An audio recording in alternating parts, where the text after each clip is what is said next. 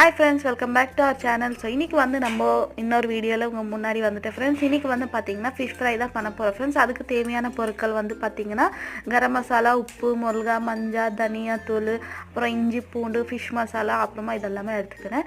So அதெல்லாம் மசாலா எல்லாமே சேர்த்து ஒரு கிண்ணத்தில் போட்டுக்கணும் ஃப்ரெண்ட்ஸ். அது கிண்ணத்தில் போட்டதுக்கப்புறமா இஞ்சி பூண்டு போட்டுக்கினேன். அப்புறமா நான் ஆல்ரெடி கட் பண்ணி வச்சுருந்த கருவேப்பிலை, அப்புறம் கொத்தமல்லி போட்டு நல்லா கொஞ்சம் தண்ணி விட்டு மிக்ஸ் பண்ணிக்கிட்டு அதுலேயே கொஞ்சம் எண்ணெய் கூட போட்டணும் ஃப்ரெண்ட்ஸ். போட்டதுக்கு அப்புறமா இந்த ஃபிஷ்ஷு பேர் எனக்கு தெரியாது, உங்களுக்கு தெரிஞ்சால் கமெண்ட் பண்ணுங்கள்.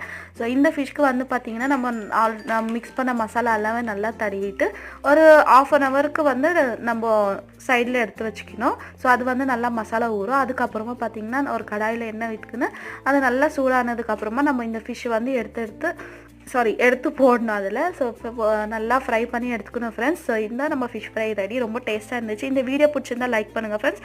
ஓகே, பாய்.